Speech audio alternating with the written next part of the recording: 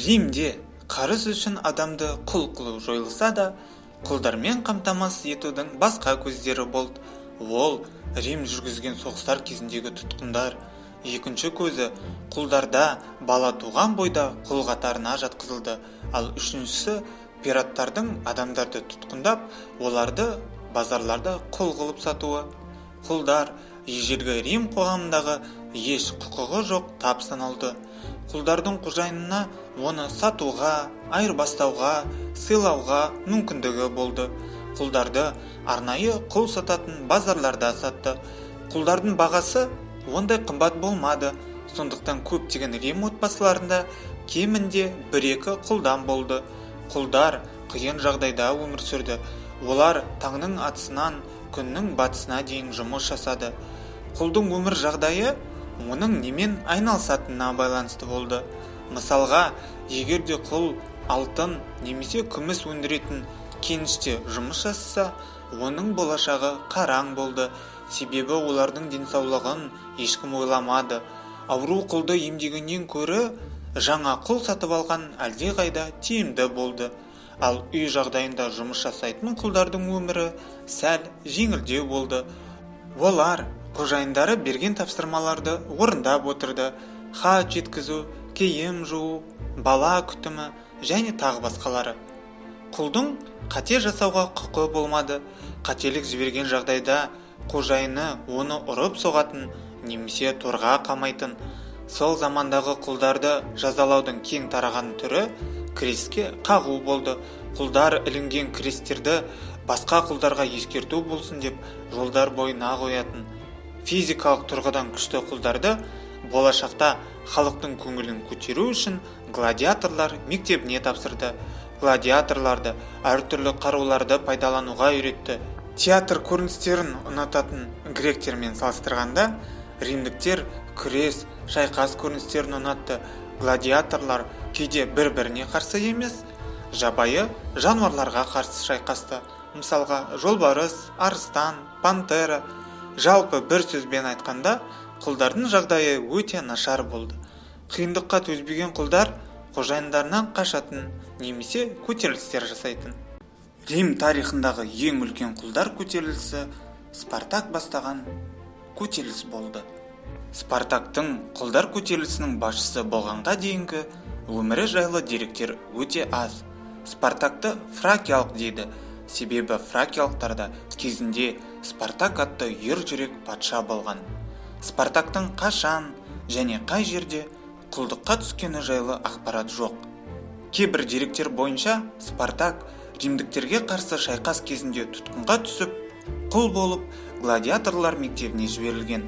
Басқа дерекке сәйкес, Спартак римдік әскердің қосымша бөлімшесінде қызмет жасағанда әскерден қашқан, кейін ұсталып тұтқындалған.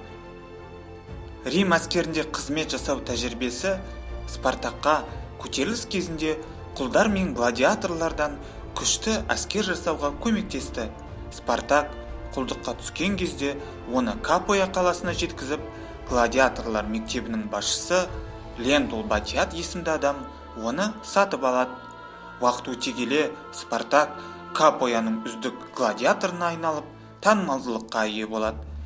Келе жатқан мейрам құрметіне барлық гладиаторлар құрбандыққа шалынады дегенді естіген Спартак бастаған гладиаторлар қашуға бел байлайды. 200-ге жуық адам қаруланып, Батиат мектебінің қарауылын жеңіп, бостандыққа қол жеткізеді. Кешке Везувий жанартауына жетіп, сол жерде жасырынады. Спартакқа басқа жерлерден қашқын құлдар мен кедейлер келіп қосыла бастады. Рим сенаты қашқындарды ұстау үшін претор Клавдий Глабр басқарған 3000 солдаттан тұратын әскер жіберді. Деректер бойынша Глабрдың әскері тәжірибелі солдаттардан емес, қалай болса солай жинақталған тұрғындардан құралған жасақ болды. Глабр жанартауға апаратын жолды бөгеп, қашқындардың ашығып әлсіреуін күтті. Бірақ та Спартактың адамдары жүзім сабақтарынан арқан жасап, күтпеген жерден Глабрдың әскеріне шабуылдап, жеңіске жетеді. Осыдан кейін Спартакқа қарсы Публий Варенийдің әскері жіберіледі. Ол қателік жіберіп, өз әскерін бөліп тастайды. Спартак бұны лезде пайдаланып, Варинидің әскерлерін бір-бірлеп жеңеді. Осындай масқара екі жеңілістен кейін Рим сенаты Спартак көтерілісін басуды Римнің ең бай адамы Марк Лициний Красқа жүктейді. Крас өз ақшасына әскер жасақтап, Спартакты жеңуді көздейді. Крас әскері бірнеше ұрыста жеңіске жетіп, Спартак әскерін оңтүстікке қуды. Крас Спартакты өз қақпанына түсірген соң, көтерілісшілердің ешқайда қашып кетпеу үшін ұзындығы 30 километр болатын үлкен бекініс салады. Көтерілісшілер кішкентай жерге қамалып қалғаннан кейін азық жетіспеушілігі мен салқыннан қырыла бастады. Ақыры қатты боранды пайдаланған көтерілісшілердің тек қана азғантай бөлігі қоршаудан аман-есен құтылады. Крас Спартактың соңына түсті. Крас барлық күшін әскерін жинап, Спартакқа Брундизи жерінде шешуші шайқас беріп,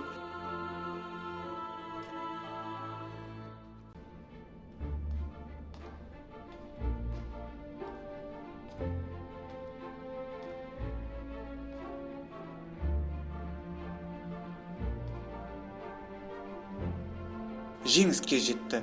6000 құл жазаланып, креске тағылды. Достар, бейнероликтердің жиі шығып тұруы үшін каналға лайк басып жазылуды ұмытпаңыз. Және де коронавирустан аман сау болыңыз.